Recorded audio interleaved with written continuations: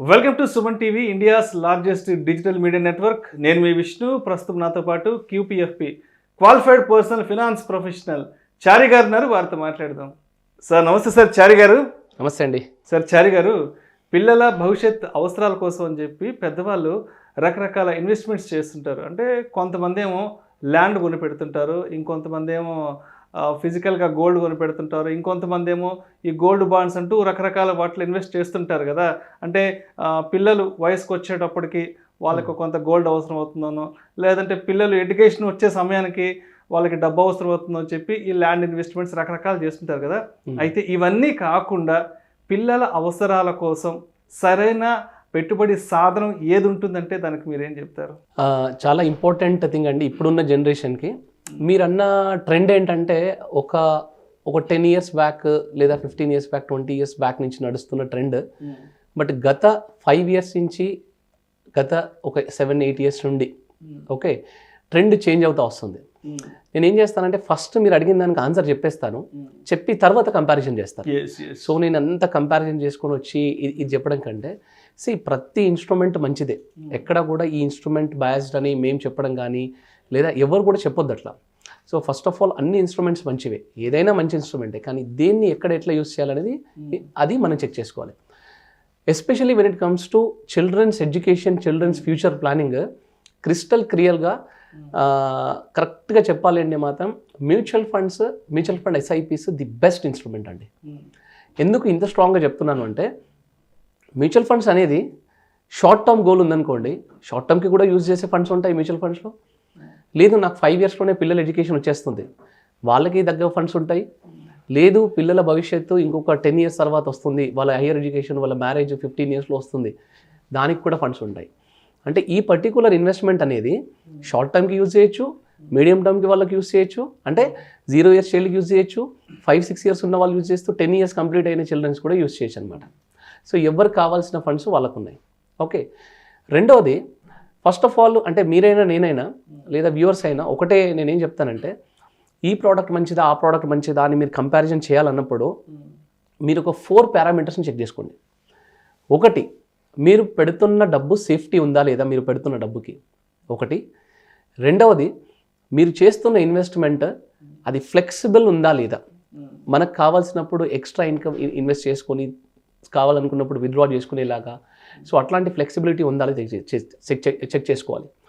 తర్వాత ట్రాన్స్పరెన్సీ ఎంత ఉంది ఆ ప్రోడక్ట్లో. ఓకే, తర్వాత రిటర్న్స్.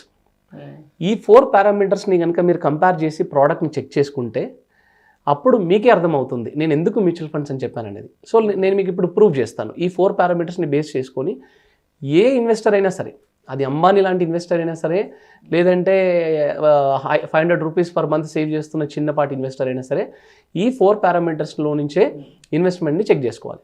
ఓకే, ఫస్ట్ నేనేం చెప్పాను, సేఫ్టీని చెక్ చేసుకుందాం. సేఫ్టీ విషయానికి వస్తే మ్యూచువల్ ఫండ్ అనే ఇన్స్ట్రుమెంట్లో ఏం జరుగుతుందంటే, మీరు ఇన్వెస్ట్ చేసిన మనీ మీ బ్యాంక్లో ఉండట్లేదు, లేదా మ్యూచువల్ ఫండ్ కంపెనీలో ఉండట్లేదు, లేదా మీరు ఇన్వెస్ట్ చేసే మ్యూచువల్ ఫండ్ డిస్ట్రిబ్యూటర్ దగ్గర ఉండట్లేదు, లేదా మ్యూచువల్ ఫండ్ కంపెనీ దగ్గర కూడా ఉండట్లేదు. మీ డబ్బు వెళ్ళిపోయి డైరెక్ట్గా స్టాక్స్లోకి డైవర్సిఫై అయ్యి ఉంటుంది మీ మనీ. First point. రిస్క్ అని దేన్ని అంటాము? ఫర్ ఎగ్జాంపుల్ మీరు ఒక కంపెనీలో లేదా ఒక ల్యాండ్లో, ఫర్ ఎగ్జాంపుల్ ఒక ల్యాండ్లో ఇన్వెస్ట్ చేశారు, సడన్గా ఒక 1 year తర్వాత తెలిసింది అయ్యో ఈ ల్యాండ్ మీద ఆల్రెడీ రిజిస్ట్రేషన్ అయ్యి ఉన్నాడు. ఇలాంటి కేసెస్ మనం విన్నాం, డబుల్ రిజిస్ట్రేషన్ ఛార్జ్ అవి. సో దాన్ని మనం రిస్క్ అంటాం. స్టాక్లో పెట్టాము, ఒక కంపెనీలో పెట్టాము, ఆ కంపెనీ పోయింది, ఆ కంపెనీ ఏదో రీజన్ వల్ల పోయింది, దాన్ని మనం రిస్క్ అంటాం. మీరు 1 lakh రూపాయలు ఇన్వెస్ట్ చేస్తే అది 0 అయింది అనుకోండి, దాన్ని మనం రిస్క్ అంటాం. కానీ మ్యూచువల్ ఫండ్స్లో ఏం జరుగుతుంది అంటే, మీ డబ్బు ఒక ఫండ్లో ఇన్వెస్ట్ చేస్తే 50 కంపెనీస్లో డైవర్సిఫై అవుతుంది. 50 కంపెనీస్ ఏ సెక్టార్లో ఉన్నాయి? బ్యాంకింగ్ సెక్టార్లో ఉన్న కంపెనీస్లో ఇన్వెస్ట్ అవుతుంది, కెమికల్ కంపెనీస్లో ఇన్వెస్ట్ అవుతుంది, ఆటోమొబైల్ కంపెనీస్లో ఇన్వెస్ట్ అవుతుంది, మీకు ఫార్మా కంపెనీస్లో ఇన్వెస్ట్ అవుతుంది, రకరకాలుగా ప్రతి సెక్టార్లో. ఇండియాలో ఉన్న 8,000 కంపెనీస్లో నుంచి ఒక థర్డ్ పార్టీ కంపెనీస్ అన్ని ఫిల్టర్ చేసి ఇచ్చిన తర్వాత ఆ ఫండ్ మేనేజర్ మళ్ళీ దాన్ని డీప్ స్టడీ చేసి ఆ స్టాక్ని సెలెక్ట్ చేసుకున్నారు. అంటే ప్రాబబిలిటీ ఆఫ్, అంటే ఆ పర్టికులర్ స్టాక్కి రిస్క్ ప్రాబిలిటీ చాలా తక్కువ ఉంటుంది. అయినప్పటికీ ఆ 50 స్టాక్స్లో నుంచి ఏదైనా ఒక స్టాక్ పోవచ్చు లేదా 2 స్టాక్స్ పోవచ్చు, కానీ 50 స్టాక్స్ ఒకటేసారి పోయే ఛాన్స్ లేదు. సో మీ మనీ ఒక 50 కంపెనీస్లోకి, అవి కూడా ఇండియన్ మార్కెట్లో, ఇండియన్ ఎకానమీలో పార్టిసిపేట్ చేస్తున్న కంపెనీస్ కాబట్టి రిస్క్ అనేది డైవర్సిఫై అయిపోయి ఉంది. ఒకవేళ అందులోంచి ఒకటి రెండు కంపెనీలు పోయినా రిస్క్ అనేది జీరో. మ్యూచువల్ ఫండ్స్లో చాలామంది ఏమంటారంటే రిస్క్ అంటారు, దాన్ని రిస్క్ అనకూడదు, మనం వాలటాలిటీ అనాలి. So market ups and downs ఉంటాయి కానీ రిస్క్ అనేది ఉండదు. రెండవది, మీరు బాగా అబ్జర్వ్ చేస్తే స్ట్రాంగ్ రెగ్యులేటరీ బాడీ. మ్యూచువల్ ఫండ్స్కి SEBI is the strong regulatory body, బ్యాంక్స్కి RBI is the regulatory body, insurance కంపెనీస్కి IRDI is the regulatory body. కానీ ఇప్పుడు రియల్ ఎస్టేట్కి ఇప్పుడిప్పుడే రెగ్యులేటరీ బాడీ రావడం అండ్ ఇప్పుడిప్పుడే కొంచెం రెగ్యులేషన్స్ రావడం స్టార్ట్ అవుతుంది. ఎందుకు అక్కడ సేఫ్టీ ఎందుకు తక్కువ ఉంది, వేరే ప్రోడక్ట్స్లో సేఫ్టీ ఎందుకు తక్కువ ఉంది, మ్యూచువల్ ఫండ్స్లో సేఫ్టీ ఎక్కువ ఎందుకు ఉంది? రీజన్ ఏంటంటే ఇక్కడ ఫారిన్ ఇన్వెస్టర్స్ ఎక్కువ ఉంటారు. ఓకే, ఫారిన్ ఇన్వెస్టర్స్ మనీని ఇండియానే కాదండి, ఏ కంట్రీ అయినా చాలా జాగ్రత్తగా కాపాడుకోవాలి. సో అందుకని మ్యూచువల్ ఫండ్లో సేఫ్టీ చాలా చాలా ఎక్కువ ఉంది. ఒకటి, మన మనీ మొత్తం డైవర్సిఫై అయ్యి ఉంది. రెండవది, ఇక్కడ రెగ్యులేటరీ బాడీ చాలా స్ట్రాంగ్ ఉన్నారు. ఏ అదర్ కైండ్ ఆఫ్ మనీ అంటే ఐ మీన్ ఇప్పుడు రియల్ ఎస్టేట్లో ఫ్లో అయినట్టు క్యాష్ ఫ్లో అందులో ఫ్లో అవ్వడానికి ఆస్కారం ఇక్కడ లేదు. సో డెఫినెట్గా సేఫ్టీ విషయానికి వస్తే మాత్రం మ్యూచువల్ ఫండ్ ఈస్ 100% సేఫ్టీ. కాకపోతే ఏంటంటే ఒక్కటే వ్యూయర్స్ చాలా జాగ్రత్త ఉండాల్సింది ఏంటంటే, షార్ట్ టర్మ్ ఫండ్స్ ఏంటి, మీడియం టర్మ్ ఫండ్స్కి, మీడియం టర్మ్ గోల్స్కి ఏ ఫండ్స్ యూజ్ చేయాలి, లాంగ్ టర్మ్ గోల్స్కి ఏ ఫండ్స్ యూజ్ చేయాలని జాగ్రత్త ఎక్స్పర్ట్ అడ్వైస్తో వెళ్ళడం ఇంపార్టెంట్ ఒకటి. రెండవది ఫ్లెక్సిబిలిటీ. మీరు ఫర్ ఎగ్జాంపుల్ మీరు అన్నారు ఎవరైనా మీ ఇన్వెస్టర్స్ పిల్లల భవిష్యత్తుకి వాళ్ళు ల్యాండ్ కొని వదిలేసి వాళ్ళ 10 years తర్వాత 15 years తర్వాత వాళ్ళ చదువులకు వస్తుందిలే అనుకుంటున్నారు. కానీ ఫ్లెక్సిబిలిటీ ఎంత ఉంది అనేది ఇంపార్టెంట్. అంటే ఫర్ ఎగ్జాంపుల్ మీరు 10 లక్షలు పెట్టి ల్యాండ్ కొన్నారు, సడన్గా 10th yearలో మీకు మీ అబ్బాయి చదువుకి బాగా రిక్వైర్మెంట్ ఉంది, మీకు ల్యాండ్ రేట్ బాగా పెరిగింది అనుకుందాం, 50 lakhs అయింది అనుకుందాం. కానీ మీకు అవసరం ఓన్లీ 10 lakhs. మీరు 50 lakhs నుంచి 10 lakhs విత్డ్రా చేయొచ్చా? సో పార్షియల్ విత్డ్రాల్ ఆప్షన్ లేదు అక్కడ. కానీ మ్యూచువల్ ఫండ్స్లో ఏమవుతుందంటే, మీరు డైలీ ఇన్వెస్ట్ చేసుకోవచ్చు, ప్రతి గంటకి ఇన్వెస్ట్ చేసుకోవచ్చు, మీరు మంత్లీ ఇన్వెస్ట్ చేసుకోవచ్చు, వీక్లీ ఇన్వెస్ట్ చేసుకోవచ్చు, fourth night, quarterly, half yearly, ఎప్పుడు కావాలంటే అప్పుడు మీ దగ్గర ఎప్పుడు డబ్బు ఉంటే అప్పుడు ఇన్వెస్ట్ చేసుకోవచ్చు, ఎంత కావాలంటే అంత ఇన్వెస్ట్ చేసుకోవచ్చు, ఎప్పుడు కావాలంటే అప్పుడు విత్డ్రా చేసుకోవచ్చు, ఎంత కావాలి అంటే అంత విత్డ్రా చేసుకోవచ్చు, పార్షియల్ విత్డ్రాల్స్, లేదా అప్పటి వరకు మీరు కంటిన్యూ చేసిన మ్యూచువల్ ఫండ్ ఎస్ఐపిస్ని స్టాప్ చేసి అక్కడి నుంచి కూడా మీరు కంటిన్యూ చేసుకోవచ్చు. రైట్. సో ఫ్లెక్సిబిలిటీ అనేది ఈ ప్రోడక్ట్లో చాలా చాలా ఎక్కువ ఉంది. నాకు తెలిసినంత మటుకు మ్యూచువల్ ఫండ్ ఇచ్చేంత ఫ్లెక్సిబిలిటీ ఏ ఇన్స్ట్రుమెంట్ ఇవ్వదు. ఓకే, మూడో పార్ట్ నేను చెప్పిన మన 4 parametersలో third parameter is transparency. Okay, for example మీరు హైదరాబాద్లో ఉన్నారు, హైదరాబాద్లో ల్యాండ్ కొంటారు, లేదా మీ హోమ్ టౌన్లోకి వెళ్ళి ల్యాండ్ కొంటారు. మీరు వెళ్ళి ఒరిస్సాలోనో వెస్ట్ బెంగాల్లోనో ల్యాండ్ కొంటారా? ఎందుకు కొనరు? అంటే అక్కడ మనకి ఆ సిచ్యువేషన్స్ మనకు తెలియదు, అక్కడ ఎవరు పరిచయం, మన సొంత ఊరు కాదు, మన లాంగ్వేజ్ కాదు, అక్కడ మనకి సంబంధించిన వాళ్ళు ఎవరు లేరు కాబట్టి, మనకి సంబంధించిన ప్రాంతం కాదు కాబట్టి అక్కడికి వెళ్ళాం మనం. అవును, అంటే దీని అర్థం ఏంటి? ఫిజికల్ ప్రాపర్టీకి ఒక ఫిజికల్ ప్రెజెన్స్ ఉండాలి. ఓకే, అంటే సేఫ్టీ తక్కువ అని మనం చెప్పగానే చెప్తున్నాం అక్కడ. సో ఇక్కడ ఏంటంటే మ్యూచువల్ ఫండ్స్, మీరు ఇవాళ హైదరాబాద్లో ఉన్నారు, రేపు పొద్దున్న బెంగళూరులో ఉంటారు. ఇప్పుడున్న సిచ్యువేషన్లో చాలామంది ఐటీ ఎంప్లాయీస్ ఫేస్ చేస్తుంది ఇది.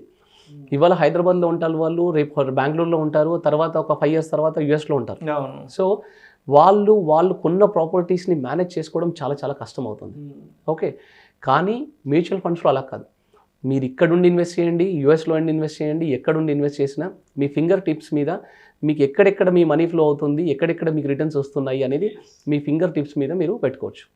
Okay, and 4th point returns విషయానికి వస్తే, మనకి అసెట్ క్లాస్లో ఉన్న gold, real estate, mutual funds ఇవన్నీ యావరేజ్గా 1 to 2% here and there long టర్మ్లో మనకి సేమ్ కైండ్ ఆఫ్ రిటర్న్స్ ఇస్తాయి. అన్ఫార్చునేట్లీ చాలామంది ఒక చిన్న మిస్కన్సెప్షన్ ఏంటంటే, రియల్ ఎస్టేట్ ఎక్కువ రిటర్న్స్ ఇచ్చేస్తుందని చెప్పి పిల్లల్ని మీద ఇన్వెస్ట్ చేసి వదిలేశారు. అది ఒకప్పటి ట్రెండ్, కానీ ఇప్పుడు సిచ్యువేషన్ అంతా కంప్లీట్గా మారిపోయిందండి. So the best product especially for children's education, children's future, పిల్లల భవిష్యత్తుకి, వాళ్ళ మ్యారేజెస్కి కానీ, లేదా మనం ఇంకో వీడియో కూడా చేస్తాం, ఈవెన్ వాళ్ళ పెన్షన్కి కూడా యూస్ చేయాలనే ప్రోడక్ట్, దానికి తీసుకున్నా సో 80 రూపీస్తో 8 crores కూడా సంపాదించవచ్చు అనే వీడియో చేస్తాం మనం. సో ఆ వీడియో తీసుకున్నా, ఏ వీడియో తీసుకున్నా, mutual fund SIP is the best instrument. ఇది చాలా చాలా స్ట్రాంగ్గా చెప్పొచ్చు. కావాలంటే వ్యూవర్స్ అందరూ నేను చెప్పిన 4 పారామీటర్స్ మీరు చెక్ చేసుకొని వాళ్ళకి మీరు కంపేర్ చేసి చూడండి, మీకే అర్థమవుతుంది. అండ్ ఫైనల్గా ఒక పాయింట్ చెప్తాను నేను. పిల్లలకి మనం ఏమి ఇస్తున్నాం? ఓకే, ఫర్ ఎగ్జాంపుల్ మనం ఇప్పుడు ల్యాండ్లో ఇన్వెస్ట్ చేసామనుకోండి. ఓకే, ఒక చిన్న ఆలోచన చూడండి. నిజంగా పిల్లల చదువుకి ఆ ల్యాండ్ అమ్ముతున్నారా? ప్రాక్టికల్గా మాట్లాడుకుంటే అమ్ముతారా? లేదు లేదు. సో అమ్మనప్పుడు పిల్లల నేమ్ మీద కొనడం ఎందుకు? పిల్లల నేమ్ మీద ల్యాండ్ కొనడం ఎందుకు? అంటే అప్పుడు సిచ్యువేషన్ ఎలా ఉంటుందంటే అమ్మదాం అనుకున్న టైంకి అది ఏదైనా మంచి రేట్ ఉంది అనుకోండి, ఇప్పుడే ఎందుకు అమ్మడం, ఇంకొక 5 years తర్వాత అమ్ముకుందాం, ఇప్పుడు ₹1 కోటి ఉంది కదా, ఇంకొక 5-10 years ఆగితే ఇంకొక 2 కోట్లు 3 కోట్లు పోతున్నాం కదా, మళ్ళీ ఆ రోజు పోస్ట్ పోన్ చేసుకుంటాం ఆ విషయాన్ని కూడా. సో పిల్లల భవిష్యత్తు కనుక ఉన్న ల్యాండ్ని వాళ్ళ చదువులు వచ్చినప్పుడు, వాళ్ళ మ్యారేజ్లు వచ్చినప్పుడు అమ్మట్లేదు. మరి అమ్మనప్పుడు కొనడం ఎందుకు? ఇదొక పాయింట్. సరే, ఏం చేస్తున్నారు కొంతమంది అంటే, సరే కొని వాళ్ళకి ఆ టైంకి ఏదో మనీ అడ్జస్ట్ చేసి వాళ్ళని చదివించి వాళ్ళ మ్యారేజెస్ చేసి వాళ్ళకి గిఫ్ట్గా ఇస్తున్నారు. గిఫ్ట్గా ఇస్తున్నప్పుడు కూడా ఇక్కడ ఒక చిన్న లాజిక్ ఉందండి. ఇప్పటి వరకు అది నడిచింది, కానీ ఇప్పటి నుండి కంప్లీట్గా చేంజ్ అయిపోతుంది. స్లోగా కల్చర్ చేంజ్ అయిపోతుంది, స్లోగా ట్రెండ్ చేంజ్ అయిపోతుంది. ఇప్పుడు ఫర్ ఎగ్జాంపుల్ మనం ఉన్నాము, మన పేరెంట్స్ కొని మన పేరెంట్స్ కట్టించిన ఇంట్లో మనం ఉంటున్నామా? లేదు. మన పిల్లలు మనం కట్టించిన ఇంట్లో ఉంటారు? ఖచ్చితంగా ఉండరు. ఎందుకంటే నెక్స్ట్ జనరేషన్ అంతా వాళ్ళు ఎంటర్‌ప్రెన్యూరల్ మైండ్ సెట్తో ఉన్నారు. వాళ్ళు ఏ కంట్రీలో ఉంటారో వాళ్ళకే తెలియదు. పాయింట్ నెంబర్ 1, వాళ్ళు ఏ కంట్రీలో ఉంటారో వాళ్ళకి తెలియదు. పాయింట్ నెంబర్ 2, పేరెంట్స్ ఇచ్చే ఆస్తి మీద వాళ్ళకి ఇంట్రెస్ట్ ఉండదు. మేము స్టడీ చేస్తున్నాం దీని మీద, రీసెంట్గా ఆర్టికల్ కూడా రాసాం. ఓకే, అండ్ థర్డ్ పాయింట్ ఏంటంటే, ఫస్ట్ ఆఫ్ ఆల్ వాళ్ళకి వస్తున్న ఇన్కమ్తో ఇది వాళ్ళకి చిన్న అసెట్ అయిపోయి వాళ్ళకి మేనేజ్ చేసుకునే టైం ఉండదు. కరెక్ట్గా చెప్పాలి అంటే ఒక ఫిజికల్ ప్రాపర్టీ మనం వాళ్ళకి ఇస్తే ఒక ఫిజికల్ హెడేక్ ఇచ్చినట్టే వాళ్ళకి. ఫ్రాంక్గా చెప్తున్నాను, వాళ్ళకి ఎలాంటి ప్రోడక్ట్ ఇవ్వాలి అంటే వాళ్ళు ఎక్కడున్నా సరే ఈజీగా మేనేజ్ చేసుకునే ఇలాంటి ప్రోడక్ట్ ఇవ్వాలి. పిల్లల భవిష్యత్తుకైనా mutual fund SIP is the best option. లేదా పిల్లల ఫ్యూచర్కి మన తర్వాత మనం వాళ్ళకి ఇచ్చే ఆస్తులలో కూడా mutual fund SIP is the best option. కాకపోతే ఒకటే చిన్న లాజిక్ ఏంటంటే, మ్యూచువల్ ఫండ్లో ఇన్వెస్ట్ చేస్తున్నప్పుడు ఒక పర్టికులర్ మంచి అడ్వైజర్స్ దగ్గరికి వెళ్ళి ఇన్వెస్ట్ చేసుకోవడం ఇట్స్ ఆల్వేస్ రికమెండబుల్ అండి. సో అయితే చార్ గారు, అంటే మనం మ్యూచువల్ ఫండ్స్ గురించి మాట్లాడుకుంటున్నాం కాబట్టి ఆల్మోస్ట్ లాస్ట్ 15-20 days నుంచి Nifty, Sensex almost all time హైలో ఉన్నాయి కదా. సో ఇటువంటి ఈ టైంలో ఎస్పెషల్లీ మ్యూచువల్ ఫండ్స్లో ఇన్వెస్ట్ చేసే రిటైల్ ఇన్వెస్టర్స్ అనేవాళ్ళు అంటే ఎటువంటి డెసిషన్ మేకింగ్ తీసుకుంటే మంచిది అంటారు? అంటే మార్కెట్ బుల్ ర్యాలీలో ఉంది కాబట్టి. ఒక చిన్న కరెక్షన్ అండి. ఫస్ట్ ఆఫ్ ఆల్ మీరు ఆల్ టైమ్ హై అనే వర్డ్ని టిల్ టైమ్ హై అనే దాంతో ఇది చేసుకోవాలండి. It's not all time high, it's till date high అన్నమాట. ఓకే, అంటే మార్కెట్ సెన్సెక్స్ అనేది ₹100 100తో స్టార్ట్ అయింది. అది 1000 అయినప్పుడు ఆల్ టైమ్ హై అనే పెద్ద నాయిస్ వచ్చింది. 1000 నుంచి 10,000 అయినప్పుడు, 20,000 అయినప్పుడు, 2008లో 20,000 అయినప్పుడు ఇది ఇక్కడికి మార్కెట్ ఎండ్ ఇది అనే టైప్ ఆఫ్ ఒక నాయిస్. ఓకే, 20,000 నుంచి మార్కెట్ డౌన్ అవ్వగానే ఇది మళ్ళీ ఎక్కడికో వెళ్ళిపోతుంది, 5,000కి వెళ్ళిపోతుంది, అక్కడి నుంచి మళ్ళీ 20,000కి వస్తుంది అంతే అనే టైప్లో ఒక నాయిస్. తర్వాత 20 నుంచి 40కి వచ్చినప్పుడు అక్కడ ఒక నాయిస్, 40 నుంచి 60కి వచ్చినప్పుడు ఇక్కడ ఒక నాయిస్ అంతే. ఇదేంటంటే ఒక రిలేటివ్ ఫిగర్. ఏంటి మార్కెట్ సెన్సెక్స్ అనే ఫిగర్ ఒక 5 lakhs అవ్వద్దని ఎక్కడైనా రాసుందా? 5 lakhs అనే ఫిగర్ ఏదైనా తప్ప? సో ఫస్ట్ ఆఫ్ ఆల్ మనం మార్కెట్ని ఈ సెన్సెక్స్ లెవెల్స్తో, నిఫ్టీ లెవెల్స్తో కంపేర్ చేయడం స్టాప్ చేయాలి. మార్కెట్కి ఎంత పొటెన్షియల్ ఉందనేది చెక్ చేసుకోవాలి. ఇక్కడ నుంచి నెక్స్ట్ 10 years వరకు ఇన్వెస్ట్ చేస్తాను అనుకునే ఇన్వెస్టర్కి ఇవాళ మార్కెట్ చాలా తక్కువ ఉన్నట్టే. It's not all time high, యాక్చువల్గా ఇట్స్ ఆల్ టైమ్ లో for the investor who want to invest for the next 10 years, 15 years. అంటే ఇక్కడ ఎస్పెషల్లీ క్వశ్చన్ ఎందుకు అడిగానంటే, చాలామంది ఈ మార్కెట్స్ ఏదో ఆల్ టైమ్ హైలో ఉన్నప్పుడు, లేదంటే మార్కెట్ డౌన్ ట్రెండ్లోకి వెళ్తున్నప్పుడు చాలామంది ఎగ్జిట్ అయిపోదామని, విడ్రా అయిపోదామని ఇటువంటి రకరకాల ఆలోచనలు చేసుకుంటారు. అండ్ కొంతమంది నన్ను కూడా అడుగుతుంటారు, సో మార్కెట్ ఇవాళ అలా ఉంది కదా, ఇలా ఉంది కదా, సో ఏంటి మా మ్యూచువల్ ఫండ్స్ వెనక్కి తీసేసుకోమంటారు. అంటే మార్కెట్కి సంబంధించి ఎటువంటి న్యూస్ వచ్చినా, ఎలాంటి రియాక్షన్ వచ్చినా సరే ఆబ్వియస్గా ఇన్వెస్ట్ చేసిన వాళ్ళ మైండ్లో ఏదో ఒక కొత్త ఆలోచనలు పుట్టుకొస్తుంటాయి కదా. సో దానికోసం అని చెప్పేసి ఒక క్లారిఫికేషన్ కోసం చెప్పగలరు. ఇప్పుడు ఒక 10 years బ్యాక్ వెళ్ళి ఒక ఎస్ఐపిని తీసుకోండి, చాలా అద్భుతమైన రిటర్న్ ఇచ్చిన ఎస్ఐపిని తీసుకోండి. నార్మల్గా పర్ఫామ్ చేసింది కానీ తక్కువ పర్ఫామ్ చేసిన ఎస్ఐపి కాదు, అద్భుతంగా పర్ఫామ్ చేసిన ఒక ఎస్ఐపిని తీసుకుందాం. మీరు కావాలంటే చూడండి, నేను ఫండ్ నేమ్స్ చెప్పొద్దు, బట్ ఏదైనా స్మాల్ క్యాప్ ఫండ్ తీసుకోండి, 10 years కంప్లీట్ అయిన ఫండ్ తీసుకోండి, దాని ట్రెండ్ని చూడండి. 2013 ఇవాళ జూలై కదా, జూలై 2013 నుండి ఇవాళ వరకు చాలా ఫండ్స్ 20% కంటే ఎక్కువ రిటర్న్స్ ఇచ్చాయి. ఓకే, ఈ లాస్ట్ 10 yearsలో ఏం జరిగింది అంటే ఆ పర్టికులర్ ఫండ్ అంటే 20 years కన్సిస్టెంట్గా లాస్ట్ 10 years రిటర్న్స్ ఇచ్చిన ఫండ్ ఫస్ట్ ఇయర్లో 0% రిటర్న్ ఇచ్చింది, సెకండ్ ఇయర్ మంచి రిటర్న్ ఇచ్చింది, third year below average return ఇచ్చింది, ఫోర్త్ ఇయర్ నెగిటివ్ రిటర్న్ ఇచ్చింది, ఫిఫ్త్ ఇయర్ ఇంకా నెగిటివ్ రిటర్న్ ఇచ్చింది, సిక్స్త్ ఇయర్ ఎక్సలెంట్ రిటర్న్ ఇచ్చింది, సూపర్ రిటర్న్స్ ఇచ్చింది, ఆ తర్వాత ఇయర్ ఇంకొంచెం రిటర్న్స్ ఇచ్చింది. అంటే ఈ 10 years కాంబినేషన్ ఎలా ఉంది అంటే ఎక్కువ రిటర్న్స్ తక్కువ రిటర్న్స్ నెగిటివ్ రిటర్న్స్తో కాంబినేషన్ అయ్యింది కాబట్టి 20% రిటర్న్ వర్కౌట్ అయింది. నేను ఏమంటున్నానంటే ఇవాళ 66,000 points ఉన్న సెన్సెక్స్ కూడా నెక్స్ట్ 10 yearలో 66 నుంచి డైరెక్ట్గా 2 lakhsలోకి జంప్ అవుతుందని నేను చెప్పను. 2 lakhs అవుతుంది కానీ 2 lakhsలోకి డైరెక్ట్గా జంప్ అవ్వదు. 66 నుంచి మేబీ 70కి వెళ్ళొచ్చు, 70 నుంచి మళ్ళీ 50కి రావచ్చు, 50 నుంచి మళ్ళీ 80కి వెళ్ళొచ్చు, 80 నుంచి 1 lakh వెళ్ళొచ్చు, ఇట్లా అప్స్ అండ్ డౌన్స్. యాక్చువల్గా మ్యూచువల్ ఫండ్ ఎస్ఐపిస్ ఇన్వెస్టర్స్కి మాత్రం ఈ వాలటాలిటీ ఎంత ఎక్కువ ఉంటే అంత రిటర్న్స్ వస్తాయండి. నేను ఇంత స్ట్రాంగ్గా పిల్లల భవిష్యత్తుకి మ్యూచువల్ ఫండ్ ఎస్ఐపిస్ ఇన్వెస్ట్ చేయొచ్చు అని చెప్పిన రీజన్ ఏంటంటే ఎస్ఐపిస్లో ఎంత ఎక్కువ వాలటాలిటీ ఉంటే మనకు అంత ఎక్కువ రిటర్న్స్ వర్కౌట్ అవుతాయి.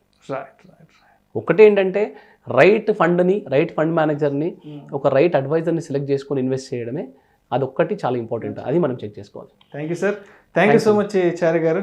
పిల్లల భవిష్యత్ అవసరాలకు సంబంధించి వారి వివాహ ఖర్చులకు అదేవిధంగా ఉన్నత చదువుల కోసం పేరెంట్స్ అనేవాళ్ళు సో ఇనీషియల్ డేస్ నుంచి ఎటువంటి ఇన్వెస్ట్మెంట్స్ చేస్తే బాగుంటుంది అనే అంశం గురించి మీ విశ్లేషణ ద్వారా ప్రేక్షకులకు చాలా చక్కగా తెలియజేశారు. Thank you so much sir. Thanks అండి, మీరు కూడా మంచి విషయంతో వచ్చారు ఇవాళ. థ్యాంక్స్ అండి, థ్యాంక్ యూ.